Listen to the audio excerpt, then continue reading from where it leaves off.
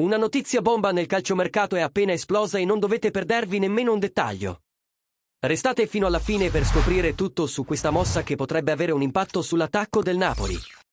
Ma prima, lo sapete, vero? Lasciate un like, iscrivetevi al canale e attivate le notifiche per rimanere aggiornati su tutte le novità. Ora, senza ulteriori indugi, andiamo al sodo. Il Napoli è interessato ad Antoine Semenyo. Ma il prezzo dell'attaccante del Bournemouth potrebbe essere un grosso ostacolo alla trattativa.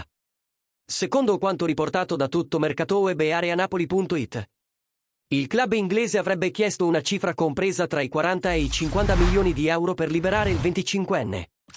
Che si è distinto in Premier League con 9 gol e 5 assist in questa stagione, comprese le presenze in Facciap.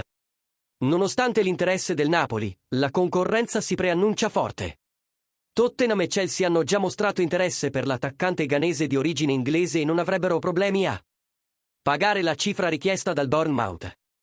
Inoltre, anche in virtù dei buoni rapporti tra i due club, che hanno già coinvolto prestiti come Philip Billing e Ahmed Junior Traoré, è improbabile che gli inglesi offrano uno sconto significativo. La domanda che ci si pone ora è: il Napoli può davvero permettersi questo ingaggio o Giovanni Manna dovrà cercare un nome alternativo sul mercato? Con valori così alti in ballo, il club azzurro potrebbe finire per esplorare altre opzioni finanziariamente più valide. E voi, tifosi? Il Napoli dovrebbe insistere su Semenyo, anche a fronte di un prezzo elevato? O sarebbe meglio cercare un difensore centrale più abbordabile? Commentate qui sotto e partecipate al dibattito.